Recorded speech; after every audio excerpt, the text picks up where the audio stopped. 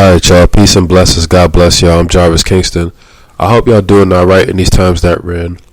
Now, today I want to discuss about handling your business, being about your father's business. When we think of the word business, of course, we always think of like financial matters and money matters or whatnot and work and, corporate things and stuff like that. But business goes beyond that. It's not also just about gain and finances and possessions. It's also about doing right by people. It's also about relationships. It's also about handling things when it's necessary. That's what business is about. Business is about doing what's necessary and needed and urgent as well. And I love when Christ told his family and his friends in public that I'm about my father's business. I love that verse a lot because it shows you how diligent Christ was to do God's will, how focused he was on doing the Father's will and accomplishing everything that God planned out for him, and that's how we have to live our lives. That's how we have to handle our Father's business. We have to be about it. You know what I mean? Everything that God has called us to do and ordained us to do, we have to go out and fulfill it. We have to go out and work hard towards it. We have to accomplish it. We got to manifest it. We got to really, get our hands dirty. We got to really go through everything that we have to go through for God. We have to go through our trials and tribulations. We have to go through those twists and turns. We have to really walk by faith and not by sight. We have to really get out of our comfort zone. We really have to go through hardships. We really have to, meet people, deal with people that don't relate to us as well. That happens to us. That's going to happen as well along this journey when you're handling your business for God. And it's a lot of movement, a lot of traveling, a lot of just work that sometimes you can't even comprehend. When you really operate in the faith, operate in the spirit, a lot of things in the flesh aren't going to make sense to you.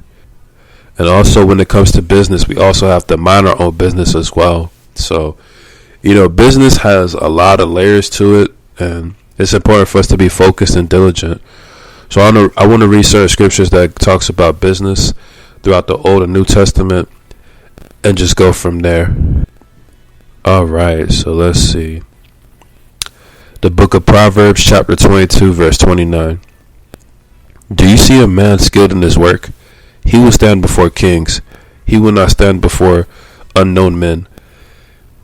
The book of Psalm, chapter 107, verse 23 through 24. Those who go down to the sea in ships, who do business on great waters, they have seen the works of the Lord, and his wonders in the deep. The book of Isaiah, chapter 48, verse 17. Thus says the Lord, your Redeemer, the Holy One of Israel. I am the Lord your God, who teaches you to profit, who leads you in the way you should go. The book of Luke, chapter 2, verse 49. And he said to them, why is it that you were looking for me? Did you not know that I had to be in my Father's house? Had to be about my Father's business. Prayer, trials and tribulations, walking by faith, hardships, all the works of God, to fulfill the Father's will, the Father's business. The book of Romans, chapter 12, verse 11. Not lagging behind in diligence, fervent in spirit, serving the Lord. The book of 1 Thessalonians, chapter 4, verse 11. And to make it your ambition to lead a quiet life and attend your own business and work with your hands, just as we commanded you. The book of James, chapter 4, verse 13. Come now, you who say, today or tomorrow we will go to such and such a city and spend a year there and engage in business and make a profit. The book of 1 Thessalonians, chapter 4, verse 6. And that no man transgress and defraud his brother in the matter, because the Lord is the avenger in all things. In all these things, just as we told you before and solemnly warned you. The book of Ecclesiastes, chapter 5, verse 3. For the dream comes through much effort, and the voice of a fool through many words. The book of Luke, chapter 19, verse 13. And he called 10 of his slaves and gave them 10 minutes and said to them, do business with this until I come back. That was the parable where Christ was talking about how he gave each person a certain amount of possessions to do something to build with, and how the whole parable about the lazy servant, the a wicked servant that didn't produce anything and things like that. So it's talking about always making the most of everything you have. All right. Now, the book of John, chapter 2, verse 16. And to those who were selling the doves, he said, "Take these things away. Stop making my Father's house a place of business." The book of Acts, chapter 6, verse 3. Therefore, brethren, select from among you 7 men of good reputation, full of the Spirit and of wisdom, whom we may put in charge of this task. The book of 1 Corinthians, chapter 15, verse 33. Do not be deceived. Bad company corrupts good morals.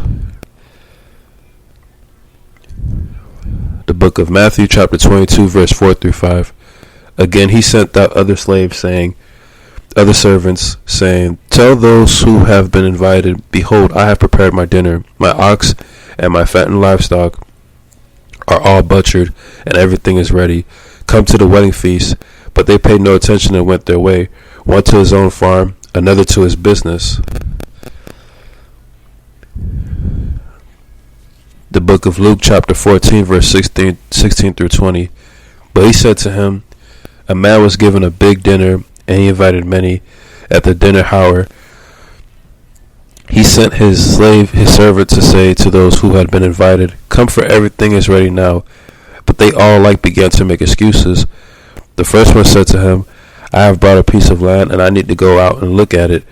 Please consider me excused. Another one said, I have brought 5 yoke of oxen, and I am going to try them out. Please consider me excused. Another one said, I have married a wife, and for that reason I cannot come. The book of Luke, chapter 12, verse 20. But God said to him, You fool, this very night your soul is required of you, and now who will own what you have prepared? All right. Let's see.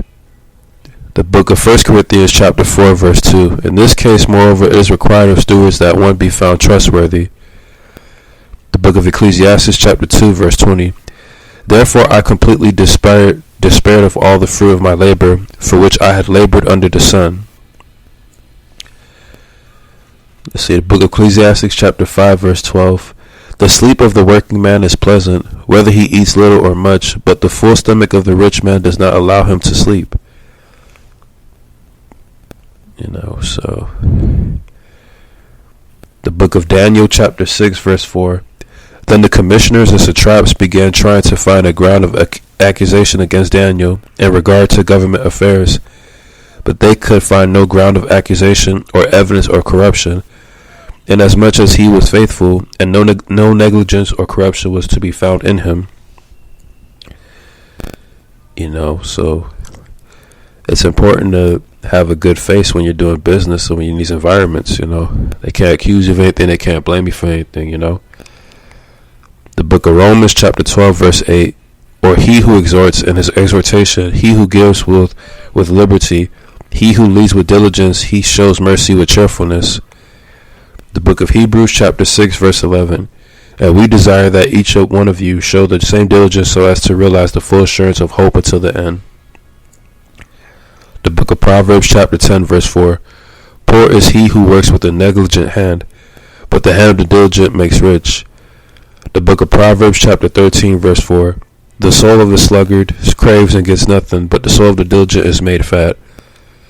The book of 2 Peter, chapter 1, verse 10. Therefore, brethren, be all the more diligent to make certain about his calling and choosing you, for as long as you practice these things, you will never stumble. So, there you have it. Just want to talk about business, handling the Father's business, doing God's will, our own personal business, our own personal lives, our own business matters. We got to go out and handle those things. We have to go out and handle those things, you feel me? So I pray to God that whoever listens to this message, I pray that you get baptized and you start your life over for the Lord. I pray that things get better for you. I pray that you get through each day stronger and stronger. I pray that you handle your business for the Lord. What God has called you out to do, you finish those tasks, you complete those assignments, and you complete the work of God, you do the will of God. And that you stay prayed up, and you stay improving, you stay learning, you stay in that word, you stay fasting, you stay praying, and things like that. I'm Jarvis Kingston. I got much love for y'all. God bless y'all. Peace.